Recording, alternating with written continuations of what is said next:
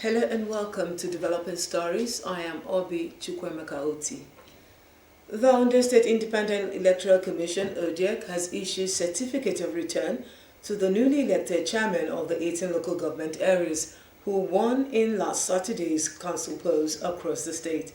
Chairman of the commission, Joseph Arimo, while commending the electoral process, said the commission complied with electoral laws in the conduct of the polls. The chairman urged them to ensure quality representation of their people. Joy Pius now completes the story. Winners of the just concluded local government elections in Ondo State are here at the State Independent Electoral Commission to receive their certificate of return after the declaration of results. The chairman alongside their vice are present here to witness the event. One after the other, the chairman and their vice were called in to receive their certificates of return. ODEC chairman Joseph Arimo stated that the commission followed the electoral laws during the conduct of the election, praising the chairman for the peaceful conduct of the election and charged them to ensure people-oriented programs to better the grassroots. We fix the date of election to be 18 January 2025. We executed, and today the product of the credible poll are the people sitting before me.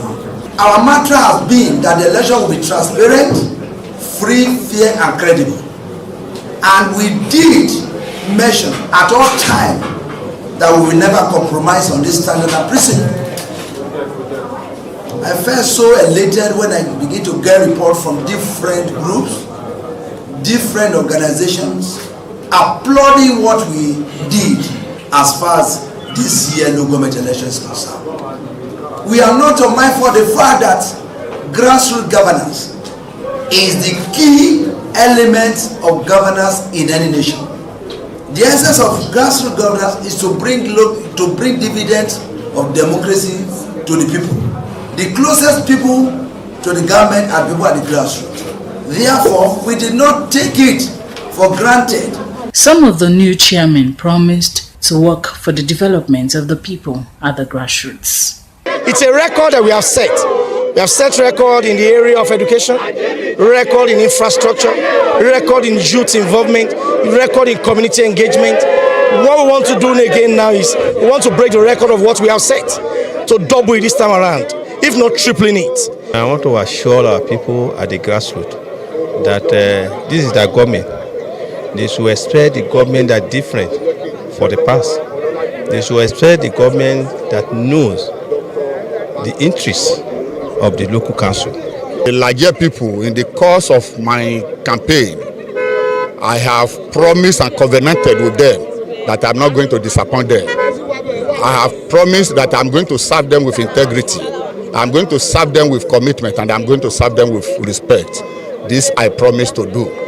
The Ondo State Electoral Commission, ODEC, has scheduled the presentation of certificates of return to the 203 councillors-elect for Tuesday, 21st January 2025. Joy Pius, Osrc News. In response to the tragic petrol tanker fire disaster at Diko Junction in Niger State, the National Emergency Management Agency has distributed food, non-food items and medical supplies to support the treatment of injured victims and provide relief to the affected families. NEMA's Director General, Mrs. Zubeida Umar, visited the community and flagged up the distribution of these relief materials. She stated that the intervention was in line with President Bola Tinubu's directive and the federal government's commitment to assisting the community in recovering from the disaster. While sympathizing with the community, Mrs. Umar assured that NEMA would coordinate comprehensive efforts to aid their recovery.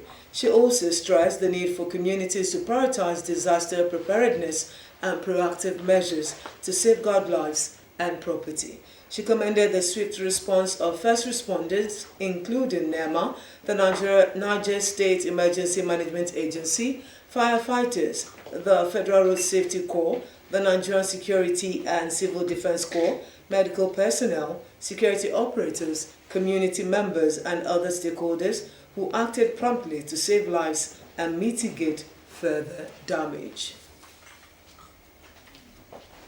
Now to Lagos State, where Governor Babajide Sanwo-Olu has reaffirmed the commitment of the executive and the legislative arms to maintaining a harmonious relationship following the emergence of Mojisola Miranda as the new Speaker of the Lagos State House of Assembly.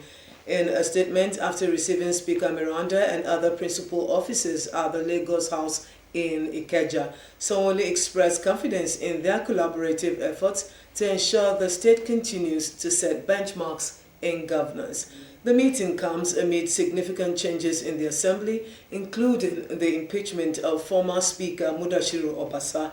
Last week, in a statement by his Special Advisor on Media and Publicity, Boyega Koshile, Sanwo-Olu distanced himself from the impeachment process, emphasizing the independence of the legislature.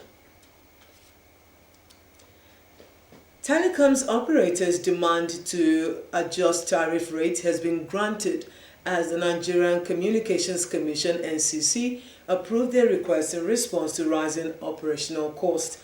This development, which allows for a maximum of 50% adjustment to current tariffs, was announced in a statement by Ruben Moka, the NCC's Director of Public Affairs. The NCC said the adjustments will adhere to its 2024 guidance on tariff simplification. According to the Commission, the adjustment was necessary to sustain investments in infrastructure and innovation through improved services, better network quality, and wider coverage. While acknowledging the economic pressure Nigerians are facing, the Commission urged operators to implement the new rates transparently and improve their service delivery. Finally, Vice President Kashim Shettima has arrived in Davos, Switzerland, where he is representing Nigeria at the 2025 annual meeting of the World Economic Forum, WEF. The WEF meeting brings together global leaders, business executives, and development partners to address pressing global and national economic